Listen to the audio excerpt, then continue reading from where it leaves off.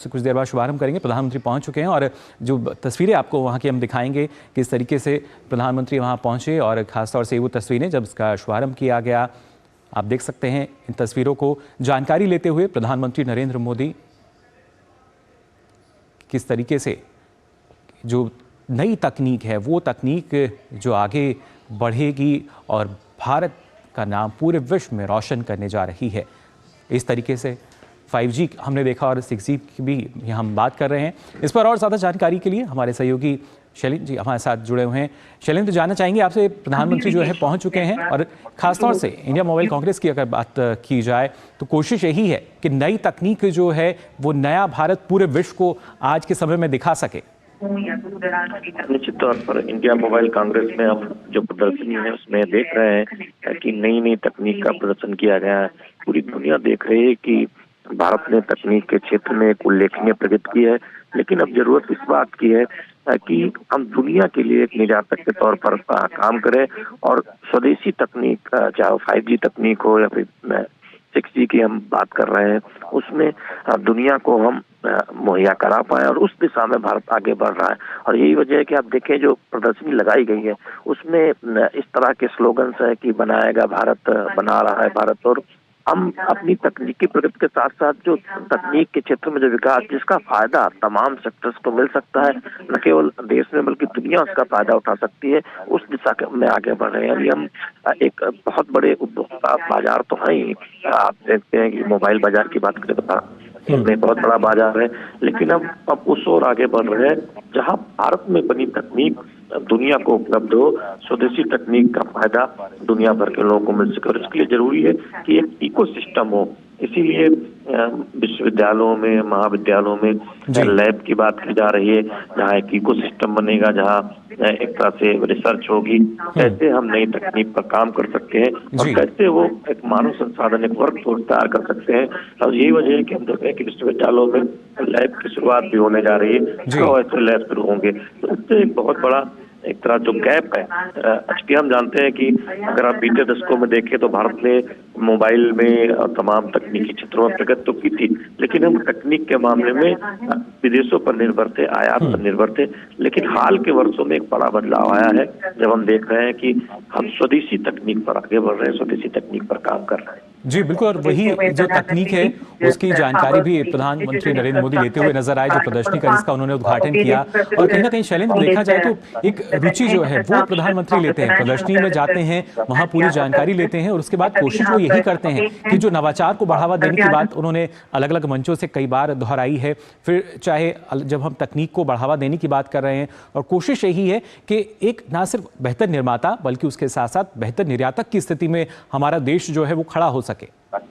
लेकिन तौर पर जब हम तकनीक के क्षेत्र में इतनी तेजी से विकास कर रहे हैं और दुनिया देख रही है कि भारत ने कितनी प्रगति की है, डिजिटल पेमेंट में हमने देखा कि भारत ने एक अगुवाई की है, तमाम विकसित देश भी भारत से सीख रहे हैं। मोबाइल क्रांति हम देख रहे हैं बीते दशकों में भारत में आई है, स्मार्टफोन आज आपको हर हाथों में दिखाई देता है। तब ये जरूरी है कि भारत इसमें हब भी बने स्वदेशी तकनीक पर, चाहे वो चिप निर्माण हो, सेमीकंडक्टर में आगे बढ़ने की बात हो या फिर 5G तकनीक और 6G तकनीक की बात हो, और इसके साथ ही साथ उस इकोसिस्टम की बात हो जहाँ विश्वविद्यालयों में लैब हो, एक तरह से जरूरी मानव संसाधन हो। उन सब दिशा में आगे बढ़ने का काम प्रधानमंत्री नरेंद्र मोदी की अगुवाई में किया जा रहा है। और यही वजह है कि आप देखिए कि दुनिया भर की जो कंपनियां हैं वो तो भारत आ ही रही हैं, लेकिन अब जोर इस बात पर है कि जो हमारी अपनी कंपनियां हैं जो ग्लोबल हो रही हैं, जो ऐसी तकनीक अब उसकी विकास की तरफ और रिसर्च इनोवेशन में काम हो रहा है, जिससे दुनिया को चुनौतियों से निपटने में मदद मिले, तकनीकी उन्नयन में मदद मिले, उस ओर आगे बढ़ा जा रहा है। और यही वजह है कि मोबाइल कांग्रेस ने ये जोर इस बात पर है स्वदेशी तकनीक को किस तरह से और आगे उसको विकसित करके हम तेजी से आगे बढ़ सकते हैं और दुनिया के लिए निर्यातक का काम कर सकते हैं। जी बिल्कुल, और खासतौर से क्योंकि अलग अलग देशों की जो तकनीकें हैं, शैलेंद्र, पहले बात होती कि हमने अगर कोई कुछ जिसका निर्माण किया है वो उसी देश के पास रहती थी, लेकिन भारत जो कि वसुधैव कुटुंबकम के आधार पर लगातार आगे बढ़ रहा है और कोशिश यही है कि अगर हम निर्माण कर रहे हैं तो सिर्फ अपने लिए ना करें बल्कि पूरे विश्व के लिए करें, क्योंकि आज के समय में हम one earth, one family, one future की बात करते हैं। ये देखिए, बिल्कुल टिकाऊ विकास के लिए जरूरी है कि देश आत्मनिर्भर हो और तकनीक के मामले में भी हम ज्यादा से ज्यादा स्वदेशी तकनीक पर निर्भर हो। और निश्चित तौर पर जब हम तकनीकी उन्नयन में आगे बढ़ते हैं या किसी नई तकनीक पे काम करते हैं तो उसका फायदा केवल भारत को नहीं, दुनिया के तमाम देशों को मिलेगा। और जरूरत इस बात की है कि जब इतने बड़े बाजार के तौर पर हम भारत को दुनिया देखती है तो हम तकनीक के मामले में विदेशों पर निर्भर न रहे, स्वदेशी तकनीक को इजाद करें। और इसका फायदा यह होगा कि एक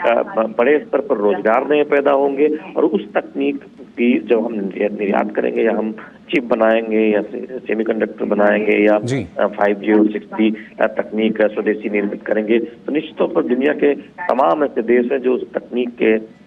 खरीदार होंगे, ग्राहक होंगे, उससे दुनिया को भी तकनीकी विकास में आगे बढ़ने में फायदा होगा। तो एक तरह से देखें कि भारत में जो एक स्टार्टअप इकोसिस्टम है उसको भी फायदा होगा, रोजगार की नई संभावनाएं बढ़ेंगी और तमाम क्षेत्रों को भी उसका फायदा होगा, क्योंकि तकनीकी उन्नयन से नवाचार बढ़ता है और नवाचार बढ़ने से हम जानते हैं कि अलग अलग सेक्टर्स को फायदा होता है। इससे हमारी ग्रोथ को मदद मिलेगी, नए रोजगार के अवसर आएंगे और विकास को टिकाऊ बनाने में भी मदद मिलेगी। जी बिल्कुल, और कहीं ना कहीं शैलेंद्र अगर देखा जाए रोजगार के अवसर का सृजन तो उनका तो होगा ही, लेकिन एक जो विश्वास है जो हमारे देश के युवा हैं, जो युवा पीढ़ी है, उनका जो विश्वास है वो और भी ज्यादा प्रबल हो सकेगा, क्योंकि उनके लिए अब अवसर जो हैं वो कहीं बाहर नहीं बल्कि उनके देश में ही होंगे। और अब तो स्थिति है कि जो बाहरी देशों के लोग हैं वो यहाँ आकर शायद जो रोजगार के अवसर हैं उनको भी प्राप्त हो सकते हैं। देखिए, आप एक दशक पहले देखें तो ये बात होती थी कि भारत एक बड़े बढ़ता हुआ बाजार तो है, लेकिन हम मोबाइल बाहर से आयात करते हैं, भारत में मोबाइल नहीं बनता। भारत में वो तमाम 4G तकनीक हो या 5G तकनीक की जब बात हो रही थी कि उस क्षेत्र में रिसर्च और इनोवेशन में क्या हो रहा है, लेकिन आज हम देख रहे हैं बीते 7-8 वर्षों में जो स्थितियां बदली है, हम स्वदेशी तकनीक पर 5G तकनीक पे आगे बढ़े हैं, 6G तकनीक पर रिसर्च कर रहे हैं और दरअसल दुनिया ये देख रही है कैसे तेजी से एक इकोसिस्टम बना है और भारत तकनीकी प्रगति की ओर आगे बढ़ा चुकी है। जरूरी है कि सिर्फ हम एक बढ़ते हुए बाजार के तौर पर हमें न देखा जाए, बल्कि हम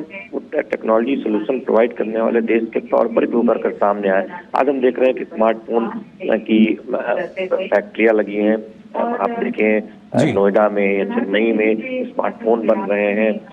चिप की लिए तमाम कंपनियां चिप निर्माण के लिए आगे आई हैं और उसमें रिसर्च और इनोवेशन में भी, क्योंकि वो बहुत जरूरी है कि तकनीक में आपको सफलता नई तकनीक में तभी मिल सकती है जब एक इकोसिस्टम हो, जब सरकार का सपोर्ट हो। हम उस ओर काम होता हुआ देख रहे हैं प्रधानमंत्री नरेंद्र मोदी की अगुवाई में, और यही वजह है कि दुनिया देख रही है कि बीते वर्षों में किस तरह से भारत ने स्वदेशी तकनीक में काम किया है और उसका फायदा हम अलग अलग सेक्टर को मिलता हुआ देख रहे हैं। और यही वजह है कि आज की जो प्रदर्शनी देख रहे हैं ये दिखाती है कि किस तरह से भारत तकनीक में एक बड़ी ग्लोबल शक्ति के तौर पर उभर रहा है। जी शैलेंद्र, और जो इकोसिस्टम है वो हम मान सकते हैं करीब अब 27 से 29 अक्टूबर के बीच जो इसका आयोजन हो रहा है इंडियन मोबाइल कांग्रेस का, उसकी झलक हमें यहाँ देखने को मिलेगी। फिलहाल हम तस्वीरें भी अपने दर्शकों को दिखा रहे हैं। प्रधानमंत्री नरेंद्र मोदी जब यहाँ पहुंचे थे, प्रदर्शनी का उन्होंने उद्घाटन किया, अवलोकन किया और उसके बाद वहाँ जानकारी लेते हुए जो भारत के अलग अलग प्रमुख नेटवर्क प्रदाता हैं, मोबाइल नेटवर्क प्रदाता, उनसे उन्होंने मुलाकात की। साथ ही जो नई तकनीक आ रही है उसके बारे में जानकारी लेते हुए नजर आ रहे हैं प्रधानमंत्री नरेंद्र मोदी, और अब से कुछ देर बाद संबोधित भी करेंगे। लेकिन अपने आप में शैलेंद्र काफ़ी महत्वपूर्ण कि जो इकोसिस्टम था पहले शायद उसकी कमी रहती थी, फिर चाहे एक हम सेमीकंडक्टर की बात कहें या जो और दूसरे इलेक्ट्रॉनिक उपकरण हैं उनके मैन्युफैक्चरिंग की बात कही जाए, लेकिन अब वो पूरा इकोसिस्टम जो है अब एक ऐसा प्लेटफॉर्म जो है वो तैयार करके दिया जा रहा है जिससे तमाम अवसर जो हैं वो अब जल्दी से हमारे पास हो सकें। निश्चित तौर पर देखिए, किसी तकनीक के विकास के लिए एक तरह से देखें तो एक बड़े प्रयास की जरूरत होती है, एक रिसर्च के लिए इकोसिस्टम की जरूरत होती है, समर्थन की जरूरत होती है, कंपनियों के एक निवेश की जरूरत होती है और सरकार के सपोर्ट की भी जरूरत होती है। तब हम देखते हैं कि कुछ वर्षों में किसी नई तकनीक पर काम होता है और उसका फायदा देश और दुनिया को मिलता है। तो निश्चित तौर पर बीते 8 वर्षों में आप देखें डिजिटल इंफ्रास्ट्रक्चर में जिस तरह से डिजिटल इंडिया पर काम हुआ, उसके नतीजे हमने देखे कि डिजिटल ट्रांजैक्शन में आज भारत दुनिया का नंबर 1 देश है। इसके साथ ही साथ हमने देखा कि नई तकनीक को विकसित करने में जिस तरह से नीतियों पर काम हुआ, स्टार्टअप इकोसिस्टम बनाया गया। और अब हम देख रहे हैं कि महाविद्यालयों में, विश्वविद्यालयों में इस तरह से लैब बनाने की बात हो रही है, 100 लैब ऐसे बनेंगे। उसका फायदा ये होगा कि विश्वविद्यालय स्तर पर हम रिसर्च और इनोवेशन पर काम करेंगे, जो छात्र हैं वो काम करेंगे, उससे एक इकोसिस्टम बनेगा और बड़े स्तर पर हम देखेंगे कि तकनीक, नई नई तकनीक पर काम होगा और उसका फायदा उद्योग जगत को मिलेगा। तो निश्चित तौर पर एक इकोसिस्टम बनाने में हमने देखा है कि प्रधानमंत्री नरेंद्र मोदी की अगुवाई में देश भर में काफी काम हुआ और उसके नतीजे दिखाई भी देते हैं। जब आज हम सिर्फ उपभोक्ता नहीं है, आज भारत सिर्फ एक बाजार नहीं है, भारत सोल्यूशन प्रोवाइडर है, भारत तकनीक के क्षेत्र में अग्रणी है, भारत दुनिया को दिखा रहा है कि नई नई तकनीक पर कैसे काम किया जा सकता है, जनता की भलाई के लिए, बाजार को विकसित करने के लिए, नए रोजगार पैदा करने के लिए, विकास की रफ्तार को तेज करने के लिए। जी बिल्कुल। और खासतौर से शैलेंद्र, जब हम टेक्नोलॉजी को देख रहे हैं, ना सिर्फ 5G में हमने देखा किस तरीके से लगातार बड़ी तीव्रता के साथ जो नेटवर्क की ही जब हम बात खास तौर से करते हैं तो कोशिश ये की गई कि जितना जल्दी हो सके इसका नेटवर्क जो है और उसका विस्तार हम कर सकें। और जिन शैक्षणिक संस्थानों की आप बात कर रहे थे, जो लैब्स हैं उनको भी, जो 100 लैब्स हैं उनका जिक्र आपने किया, और उसी के तहत अब देखा जाए तो कोशिश ये है कि ना सिर्फ 5G बल्कि जो 6G है उस तक भी हम जल्दी पहुँच सकें। निश्चित तौर पर देखिए, आप याद कीजिए कि जब 4G तकनीक आई थी तब भारत एक तरह से देखें स्वदेशी तकनीक के मामले में कहाँ खड़ा था, और आज जब 5G तकनीक आई है भारत अग्रणी देशों में शामिल हुआ है, चिकनी तकनीक पर काम करने वाला अग्रणी देश है। और आप देखिए कि आईटी में जब सॉफ्टवेयर क्रांति आई उसके बाद हार्डवेयर क्रांति आने में काफी समय लगा, लेकिन जिस तरह से हमने उस तरफ कदम बढ़ाए, जिस तरह से हमने देखा कि आप हार्डवेयर पे हम तेजी से आगे बढ़ रहे हैं, उसके बाद हमने देखा कि जो मोबाइल तकनीक है, टेलीकॉम सेक्टर है, उसमें हमने बहुत तेजी से काम किया। पहले एक बहुत बड़ा बाजार भारत में विकसित हुआ और अब हम इस पर काम कर रहे हैं कि स्वदेशी तकनीक आधारित मोबाइल फोन हो, जो नई नई तकनीक है उनका इस्तेमाल हो, 5G 6G तकनीक हमारी स्वदेशी हो। इसके साथ हम दो टेक्नोलॉजी देख रहे हैं कि भारत में विकसित हो रही है, सेमीकंडक्टर भारत में बने, चिप भारत में बने, इन सब पर काम हो रहा है। तो दरअसल ये तभी संभव हो सकता है जब तकनीक स्वदेशी हो, जब हम अपनी तकनीक पर भारतीय कंपनियां काम करें, उसके लिए हम दूसरे कंपनियों पर, दूसरे देश की कंपनियों पर निर्भर न हो। और उसके लिए पूरे रिसर्च इनोवेशन सिस्टम पर काम किया गया है और कंपनियों ने उससे उत्साह भी दिखाया है, वो रिसर्च पर इन्वेस्ट भी कर रहे हैं और हमने देखा है कि उस इकोसिस्टम का फायदा अब देश को मिल रहा है और जो भविष्य में दुनिया को भी मिलेगा। जब हम देखेंगे कि तकनीक के क्षेत्र में भारत एक अग्रणी देश के तौर पर उभर कर सामने आएगा, सोल्यूशन प्रोवाइड करने के मामले में, एक बड़े बाजार के मामले में, तो हम जानते हैं कि हम दुनिया के अग्रणी देश तो है ही, लेकिन साथ ही साथ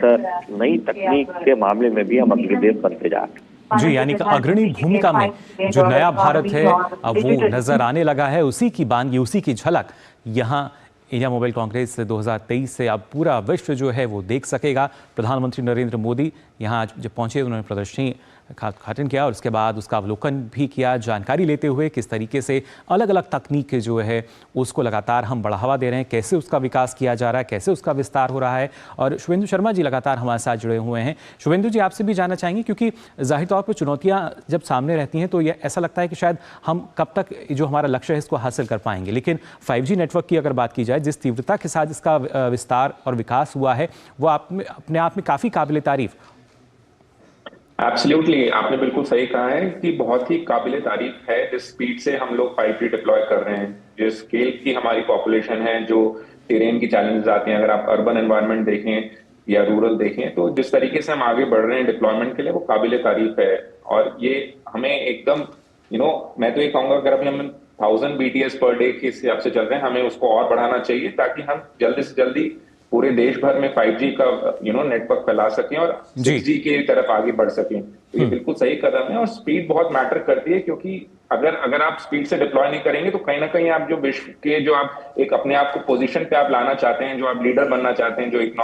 जो आप ग्लोबल इकोनॉमी में आप नंबर 3 पे पहुंचना चाहते हैं, वो आपको कहीं ना कहीं ये डिप्लॉयमेंट आपको मदद करेगा, क्योंकि टेक्नोलॉजी, टेलीकॉम टेक्नोलॉजी एक ऐसी चीज है जिसके ऊपर सब कुछ डिपेंडेंट है, चाहे वो आज के टाइम में इंटरनेट हो, जॉब्स हो, हेल्थ केयर हो, एजुकेशन हो, कहीं ना कहीं आपकी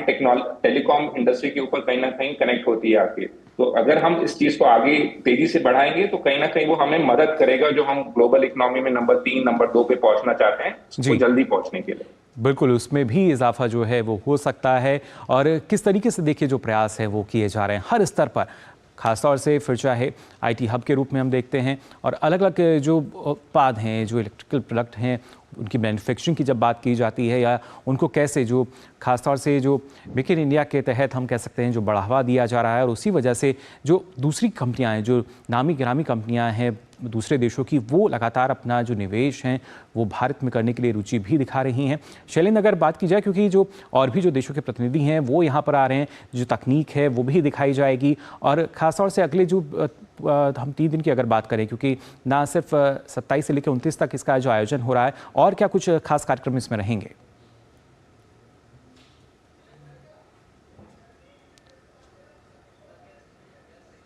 तो यहाँ पे हम लगातार आपको तस्वीरें दिखा रहे हैं किस तरीके से प्रधानमंत्री यहाँ पहुँचे और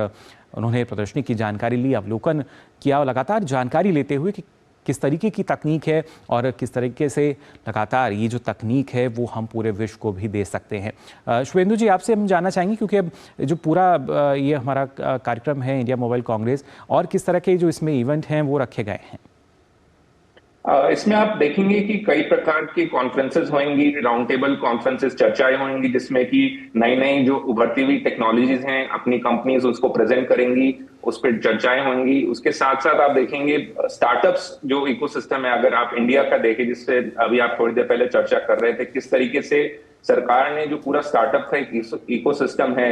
हार्डवेयर साइड पे, सेमीकंडक्टर साइड पे, जिसको प्रोत्साहन कर रहे हैं, तो वो बहुत सारी स्टार्टअप्स जो हैं इस इवेंट में पार्टिसिपेट कर रहे हैं और अपनी टेक्नोलॉजी जो उन्होंने पिछले कुछ महीनों में, वर्षों में जो प्रोग्रेस करी है वो शोकेस कर रहे हैं, जो कि एक बहुत ही नेक कदम है in terms of giving them the confidence. अगर आप देखें, जो स्टार्टअप को बढ़ावा, प्रोत्साहन के साथ साथ जो एक फंडिंग होती है वो इकोसिस्टम बन रहा है, प्रोत्साहन इन जो इस तरीके के इवेंट्स होते हैं उसके थ्रू मिलता है। जब आप नेटवर्किंग करते हैं, जब आप अपना टेक्नोलॉजी पे जो आप काम करते हैं, तो आप नेटवर्क करते हैं दूसरी कंपनीज के साथ, वो कहीं ना कहीं आपको एज अ इकोसिस्टम ग्रो होता है, पूरे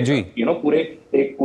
एक प्लेटफॉर्म बनता है जिससे कि आप कनेक्ट करके और आगे और इनोवेटिव सोच पाते हैं और आगे बढ़ पाते हैं। तो ये जो इवेंट है 3 दिन का जो हो रहा है, आई थिंक ये बहुत ही पॉजिटिव है, और 7वें चरण में है इस साल अपने ये। और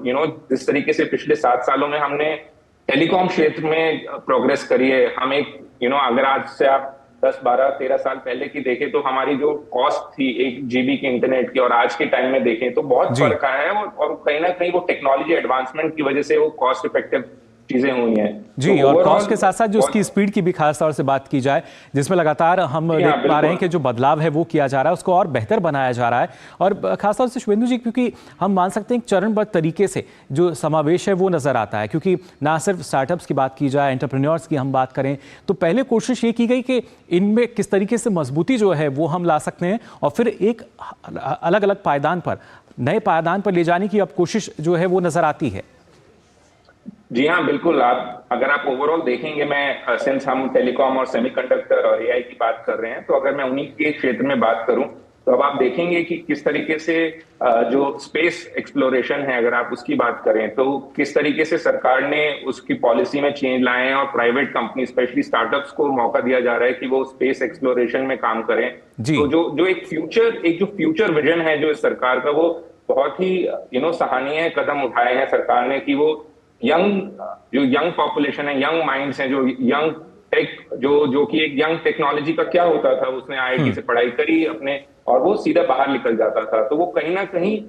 एक एक पॉलिसी मेकिंग की कमी थी कि जो ब्राइट माइंड था वो निकल जाता था देश से बाहर, और वो जो आईटी जो होता है, जो एक टेक्नोलॉजी जो बन के जो देश में रह सकती है, जो उसको आप आगे यूज कर सकते हैं, बेच सकते हैं, उसको पे आप आगे और काम कर सकते हैं, कहीं ना कहीं नहीं बन पाती थी। लेकिन जो फिलहाल कुछ सालों में जो पॉलिसी चेंजेस हुई हैं, उसकी वजह से अब लोग भारत को अपना प्रथम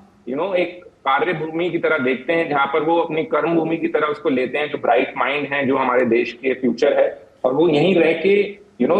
खाली जॉब नहीं करना चाहता, बल्कि जॉब पैदा करना चाहता है। तो ये पूरा इकोसिस्टम बन रहा है, बहुत ही पॉजिटिव है। यंग माइंड्स रह के काम कर रहे हैं, उन्हें फंडिंग की अपॉर्चुनिटीज मिल रही हैं, उनको टेक्नोलॉजी में काम करने का प्रोत्साहन मिल रहा है, उनको एक फ्रीडम दी जा रही है कि आप जाइए, आगे के विजन पे आप काम करिए, आप you do something which is wild and which is futuristic, which is really promising for just not for the India but the whole world. तो आई थिंक ये बहुत ही सही चीजें चल रही हैं, और अगर ऐसे ही आने वाले वर्षों में चलता रहा तो मुझे पूरा विश्वास है हमारा देश technology as far as hardware is concerned, as far as semiconductor is concerned, as far as AI is concerned, जी हम बहुत ही जल्द इन क्षेत्रों में भी वैसे ही लीड करेंगे जैसे हम आईटी सर्विसेज में पिछले दशकों से लीड करते आ रहे हैं। जी शुभेंदु जी, क्योंकि ना सिर्फ आईटी सेक्टर की हम बात करें, टेलीकॉम सेक्टर की बात की जाए, ये इस तरह के सेक्टर उभर कर अब सामने आए हैं जो कि एक तरीके से मजबूती दे रहे हैं भारतीय अर्थव्यवस्था को भी। और यहाँ पर जो सरकार की नीतियाँ हैं वो काफ़ी महत्वपूर्ण हो जाती हैं कि वो किस तरह की रही हैं। उन्हीं की बदौलत हम मान सकते हैं कि जो लगातार एक बड़ा बदलाव है वो हमें नज़र आ रहा है। आपसे पहले शुभेंदु जी, एआई की जब हम बात करते थे तो शायद इतना विश्वास किसी को नहीं होता था, लेकिन अब हम कोशिश यही कर रहे हैं कि हर रोज़ एक नए पायदान की तरफ अग्रसर हो रहे हैं। बिल्कुल, अगर आप एआई की बात करें तो कहीं ना कहीं हमारे पास सॉफ्टवेयर एडवांसमेंट थे, लेकिन हम लैक करते थे जो एआई के लिए हार्डवेयर चाहिए होता है। जी अगर आप उस हार्डवेयर को कंट्रोल नहीं कर सकते, जो जिसे हम कहते हैं जो चिप की सप्लाई चेन को अगर आप कंट्रोल नहीं कर सकते, तो कहीं ना कहीं आप खाली एक एआई का सॉफ्टवेयर बना के विश्व गुरु नहीं बन सकते। तो ये चीज आई थिंक सरकार ने बहुत अच्छे से समझी है और उसी के तहत वो लोग पीएलआई स्कीम्स, जो डिपार्टमेंट ऑफ टेलीकॉम मैन्युफैक्चरिंग के क्षेत्र में पीएलआई स्कीम्स लेके आए हैं, जिसके तहत जो कंपनियां हैं, चाहे वो स्टार्टअप हो या मल्टीनेशनल कंपनीज हो, उनको प्रोत्साहन दे रही हैं पीएलआई के थ्रू कि वो यहाँ आए, यहाँ मैन्युफैक्चरिंग करें। यहाँ पर खाली जो रिसर्च और डिजाइन का काम हुआ करता था या टेस्टिंग वैलिडेशन का काम हुआ था, उसके अलावा साथ साथ मैन्युफैक्चरिंग भी भारत में हो। तो कहीं ना कहीं जब हमारे पास वो सप्लाई चेन की कंट्रोल हमारे हाथों में आएगी, हमारे देश के हाथों में आएगी, तो ये केवल आने वाले 4-5 सालों के लिए फायदेमंद नहीं है, आने वाले दशकों के लिए हमारे लिए फायदेमंद होने वाली है चीजें। क्योंकि अगर आप देखें आज के टाइम में ताइवान जैसा एक छोटा देश जो दुनिया की जो सेमीकंडक्टर की, जिसे आप कह सकते हो हार्ट बीट है, तो वो एक छोटा सा देश आज के टाइम में पूरे विश्व में अपना लोहा मनवाता है केवल हार्डवेयर की कैपेबिलिटीज की वजह से। जी। और उस एक छोटे से आइलैंड को अगर आप देखें, उनके पास उनके जो नागरिक हैं, उन्होंने इतना अच्छा काम किया है उस क्षेत्र में कि वो आज के देश में एआई के लिए वो माने जा रहे हैं क्योंकि उनके पास हार्डवेयर है। तो अगर हम आने वाले 5 साल 10 साल का विजन लेके चलें और अगर हम उस विजन के तहत ईमानदारी से काम करें, तो कहीं ना कहीं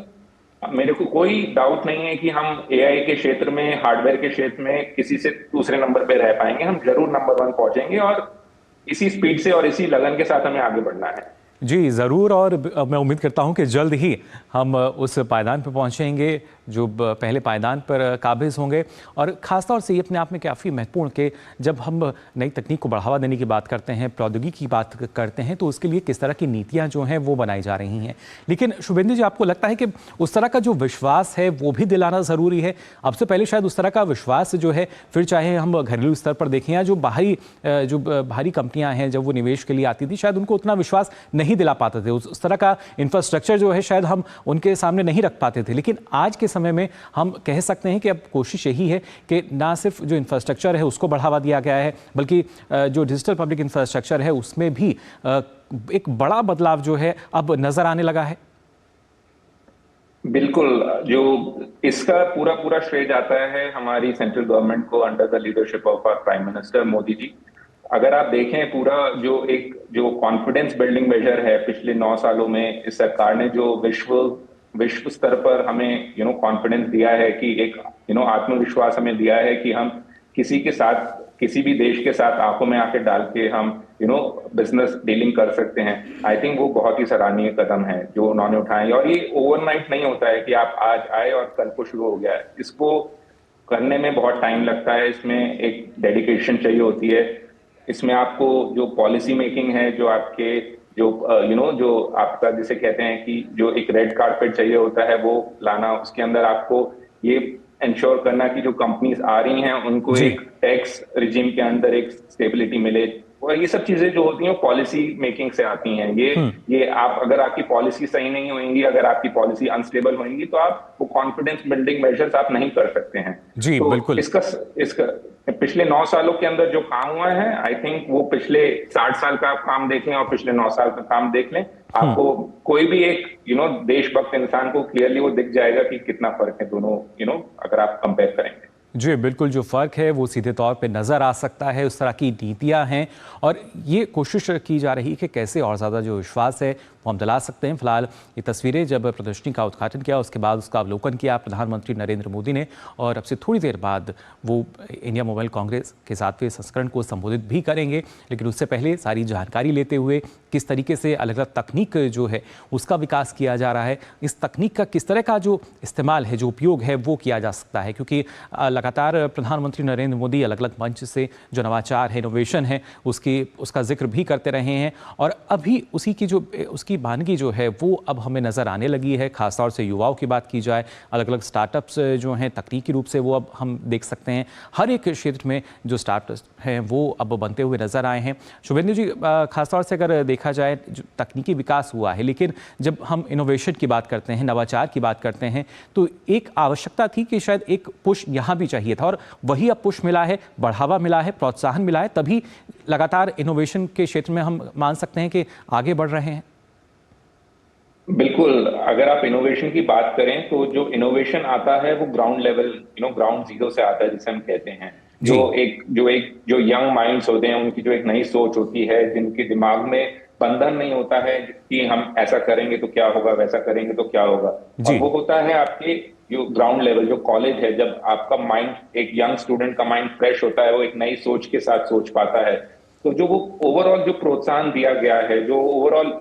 इकोसिस्टम और प्लेटफॉर्म क्रिएट किया गया है कि हर कॉलेज के अंदर जो अटल लैब्स चल रही हैं, जो इनोवेशन लैब्स का निर्माण किया गया है, वो ग्राउंड लेवल पे काम हुआ है। अगर आप जाके अगर उसका एक सर्वे कराएंगे तो आपको पता चलेगा कि किस तरीके से एक ग्राउंड लेवल पे जो चेंजेस आए हैं, जो एक थॉट प्रोसेस में एक चेंज आया है स्टूडेंट के। पहले आज से अगर आप 10-15 साल पहले की अगर आप देखेंगे, लोगों से बात करेंगे जो पास आउट हुए थे 2000-2003 में, उनके दिमाग में ये होता था कि हम कैसे कॉलेज पास करें और हमारे को कैंपस प्लेसमेंट में जॉब मिल जाए और हमारी लाइफ सेट हो जाएगी। एक वो सोच हुआ करती थी कि हमारी लाइफ सेट हो जाएगी। अगर आप आज के टाइम में, पिछले 5 सालों में, 10 सालों में जो चेंज हमने देखा है कॉलेज लेवल पे, आज के टाइम में आज का युवा जो है, जो इंजीनियरिंग की पढ़ाई कर रहा है, उसके दिमाग में ये नहीं है कि मुझे किस तरीके से मैं अपना सेमेस्टर में एग्जाम पास करूंगा और किस तरीके से मुझे प्लेसमेंट मिल जाएगी और मेरी लाइफ एक बहुत बेहतर हो जाएगी। वो एक गलत चीज नहीं है, बट जो एक चेंज आया है, जो एक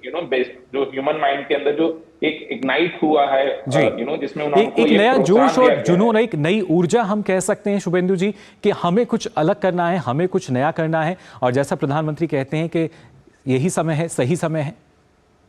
बिल्कुल, तो वो जो एक स्पार्क जो होता है, वो प्रधानमंत्री ने यंग माइंड को एक कॉन्फिडेंस दिया है कि आप किसी से कम नहीं है, आप भी बड़ा सोच सकते हैं, आप भी बड़ी चीजें कर सकते हैं, और वही हमें आज की डेट में देखने को मिल रहा है। जो इनोवेशन, जो जितने हम पेटेंट्स आज की डेट में फाइल कर रहे हैं, 5G का स्पेस हो, AI का स्पेस हो, इंडिया का जो पेटेंट को पुश किया गया है, जो उसमें पॉलिसी चेंजेस आए हैं कि अगर आप एक स्टार्टअप हैं, आप पेटेंट अप्लाई करते हैं तो आपकी उसकी पूरी फीस माफ होगी, जो उसके आपको ईयरली फाइल करना होता है वो उसकी फीस माफ होगी। तो ये कहीं ना कहीं एक कॉन्फिडेंस देता है यंग माइंड के अंदर कि हाँ, मैं भी कर सकता हूँ और मैं भी चीजें क्रिएट कर सकता हूँ, मैं भी जो नई टेक्नोलॉजी है उनको उनमें काम कर सकता हूँ, उनमें और एडवांसमेंट ला सकता हूँ। तो ये ओवरऑल इकोसिस्टम को जो उन्होंने एक पूरा प्रोत्साहन दिया है, कॉन्फिडेंस दिया है, काबिल तारीफ है। जी, और खासतौर से शुभेंदु जी, क्योंकि जब हम बात करते हैं कि जब IT हब की बात की जा रही है या तकनीकी रूप से किस तरीके से हम लगातार आगे बढ़ रहे हैं, या जैसा आपने कहा कि ये तमाम वो क्षेत्र हैं जिनके ज़रिए हम अभी जो 5वें स्थान पर है हमारे देश की अर्थव्यवस्था, वो 3रे स्थान पर पहुंच सकती है। लेकिन ऐसे में जब एक आम आदमी की बात कही जाती है, एक आम नागरिक को हम देखें, तो कहीं ना कहीं सामाजिक उत्थान जो है वो भी इससे जुड़ा हुआ है, क्योंकि अलग तरीके से जो देखने का नज़रिया है, या जो भारत के प्रति अभी तक हम देखते थे दूसरे देशों का नज़रिया, लगातार उसमें भी एक बदलाव हम देख पा रहे हैं। बिल्कुल, ये टेलीकॉम एक ऐसा क्षेत्र है जिसमें जो कि लास्ट माइल तक जॉब क्रिएट करता है, जो अपॉर्चुनिटी देता है। अगर आप मैं सिंपल सा उदाहरण शेयर करना चाहूंगा, अगर आप एक टेलीकॉम टावर किसी छोटे गांव में लगाना जाना चाहते हैं, तो वो किस तरीके से जो जॉब क्रिएट करता है। पहले आपको वहां की लोकल लेबर चाहिए जो कि वो टावर इंस्टॉल कर सके। वहीं की लोकल लेबर, फिर आप जो मैन पावर है वो आप हायर करेंगे उसको मेंटेन करने के लिए। जी। जो जॉब लेवल क्रिएशन होता है, लास्ट माइल जिसे हम कहेंगे कि जो बिल्कुल जो लास्ट माइल है, वहां पर टेलीकॉम इंफ्रास्ट्रक्चर जो क्रिएट होता है, तो एक तो टेलीकॉम से डायरेक्ट रिलेटेड जॉब्स वहां पर आती हैं। सेकेंड लेवल ऑफ इफेक्ट आता है कि जब वहां पर कनेक्टिविटी आ गई है, जब वहां पर आपने एक छोटे से गांव, छोटे से कस्बे को आपने इंटरनेट से जोड़ दिया है, तो किस तरीके से second level of jobs create करता है। अब आप देखेंगे घर घर में आजकल सोशल मीडिया के इन्फ्लुएंसर्स खड़े हो गए हैं, कितना वो लोग अपना ऑनलाइन कंटेंट क्रिएट करके जो अपना घर चला रहे हैं आज के टाइम में, वो बहुत बड़ा नंबर है। वो कहीं ना कहीं second level of job create होते हैं। जी शुभेंदु जी, क्या ये उस विजन को हम मान सकते हैं जिसमें प्रधानमंत्री कहते हैं कि देश के अंतिम छोर तक, अंतिम व्यक्ति तक कोशिश यही है कि जो योजना है या सुविधाएं हैं उसका लाभ पहुंचे? बिल्कुल बिल्कुल, ये उसी की दिशा में मैं जा रहा था। आपने बिल्कुल सही इस चीज को लेके आए कि जो पायदान में आखिरी पर्सन जो खड़ा है लाइन में, उस तक बेनिफिट पहुंचे, चाहे वो सरकार की नीतियां हो, चाहे वो डिजिटल सर्विसेज के तहत उसको प्रोवाइड करने जा रही वाली धनजन जो बैंकिंग योजना है वो हो, जो टेलीमेडिसिन जो चल रही है वो हो, उसकी बेनिफिट मिल सके, चाहे वो आपको एजुकेशन सेक्टर से रिलेटेड हो, उनके बच्चे पढ़ाई कर पाए, ऑनलाइन आके नई नई चीजें यूट्यूब पर सीख पाए। तो कहीं ना कहीं ये पूरा उसी के तहत एक इकोसिस्टम जो क्रिएट हुआ है, ये हमें आने वाले दशकों तक हमें फायदा देने वाला है। जी, और खासतौर से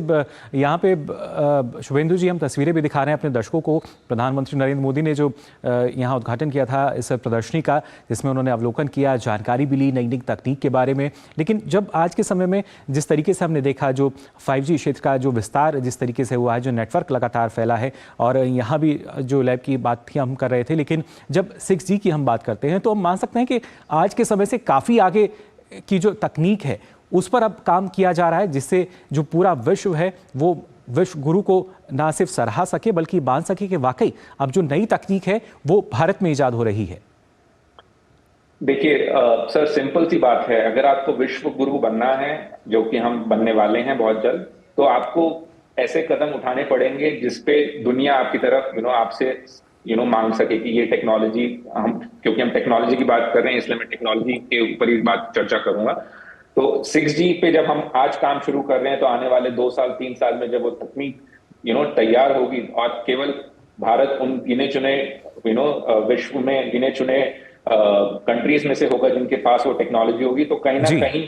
हम एक विश्व गुरु कहलाने के सही मानने में योग्य कहलाएंगे। क्योंकि एक पॉलिसी लेवल एक होता है, और एक जैसे आप कहते हैं कि हार्ड चीज जब होगी हमारे पास, तब हम जो दुनिया को देंगे तब हम विश्व गुरु कहलाएंगे। जैसे हमने देखा था वैक्सीन के मामले में, जब कोविड काल के अंदर जब हमने वैक्सीन का जो हमने निर्माण जिस स्केल पे किया था, तो हम कहीं ना कहीं विश्व गुरु कहलाए थे। तो आप हर टेक्नोलॉजी क्षेत्र में हो, चाहे इंफ्रास्ट्रक्चर क्षेत्र में हो, चाहे आप फाइनेंशियल क्षेत्र में हो, यूपीआई ने जो किया है हमारे लिए फाइनेंशियल क्षेत्र में, तो जब सब चीजें मिलके सारे सेक्टर आएंगे तभी हम विश्व गुरु कहलाएंगे। जी, यानी जो आधार है उसको मजबूती प्रदान की जा रही है हर एक क्षेत्र की। अगर खास तौर से बात की जाए, आईटी क्षेत्र की बात करें, टेलीकॉम क्षेत्र की बात करें, कि किस तरीके से यहाँ पे और ज़्यादा मजबूती जो है वो आ सकती है। और इस आयोजन की अगर खास तौर से बात की जाए, 27 से 29 अक्टूबर तक इसका आयोजन किया जा रहा है, जिसमें ना सिर्फ भविष्य की जो तकनीक है उसकी झलक देखने को मिलेगी, बल्कि कैसे भारत आने वाले समय में विश्व गुरु का जो स्थान है उस वहाँ पर नज़र आएगा। उसकी वानगी भी यहाँ इस इंडिया मोबाइल कांग्रेस में नज़र आने वाली है। अब से कुछ ही देर बाद प्रधानमंत्री यहाँ लोगों को संबोधित भी करेंगे, लेकिन उससे पहले उन्होंने प्रदर्शनी का अवलोकन किया। वो तस्वीरें फिलहाल आप अभी देख पा रहे हैं। जानकारी ली किस तरीके की तकनीक है, कैसे इसका निर्माण किया गया है, और उसके साथ साथ क्या इस तकनीक के ज़रिए कितना फ़ायदा जो है वो मिल सकता है। क्योंकि अब जो तकनीक है उसका दायरा कोई सीमित नहीं है। उस तकनीक को कैसे हम बढ़ावा दे सकते हैं। अगर कुछ भी एक तकनीक जो पहले शायद एक ज़िले तक रह जाती थी, एक राज्य तक रह जाती थी, लेकिन अब प्रयास यही है कि इसका और ज़्यादा विस्तार किया जा सके, और ज़्यादा जो लोग हैं इन क्षेत्रों से जुड़े हुए उनको और ज़्यादा प्रोत्साहित किया जा सके, उन्हें ज़्यादा बढ़ावा दिया जा सके। और ऐसे में शुभेंदु जी, जब हम नए क्षेत्रों को जब हम देखते हैं, तो यहाँ पे एक समय था जब शायद उस तरह की रुचि जो है युवा नहीं लेते थे, लेकिन अब कहीं ना कहीं जब इतने सारे अवसर उन्हें नज़र आते हैं तो रुचि भी वो ले रहे हैं, और ख़ासतौर से जो विदेशी कंपनियां हैं वो ज़्यादा रुचि ले रही हैं निवेश करने में भी। बिल्कुल। अगर आप कोई भी कंपनी देखें आज के टाइम में, इंटरनेशनल कंपनी हो, चाहे वो सेमीकंडक्टर की बात करें तो फॉक्सकॉन जो विश्व की टॉप सेमीकंडक्टर मैन्युफैक्चरिंग कंपनी है में गिनी जाती हैं, उनकी बात कर लें, चाहे आप और जितनी भी, चाहे टेलीकॉम नॉन टेलीकॉम रिलेटेड जितनी कंपनीज हैं, आप किसी के भी बात करें तो आज के टाइम में सब भारत में निवेश करना चाहते हैं, क्योंकि वो कहीं ना कहीं जानते हैं कि भारत उभरती हुई जो इकोनॉमी है, जो जिस स्पीड पे बढ़ रही है और जिस स्टेबल पॉलिसी फ्रेमवर्क के साथ आगे बढ़ रही है, तो ये एक सही समय है कंपनीज को भारत में निवेश करने के लिए और यहाँ के आके बिजनेस करने के लिए। हमारा यंग जो पॉपुलेशन है, हमारे में एजुकेशन जो लेवल है हमारा यूथ का वो बहुत हाई है। जी। जो हमारी एक ओवरऑल, जो एक पूरा ओवरऑल इंफ्रास्ट्रक्चर जो हम क्रिएट कर रहे हैं, चाहे वो एविएशन सेक्टर हो, चाहे वो रेलवे इंफ्रास्ट्रक्चर हो, चाहे वो रियल एस्टेट हो, रोड ट्रांसपोर्ट हो, हर तरीके से जो जिस जिस स्केल पे जिस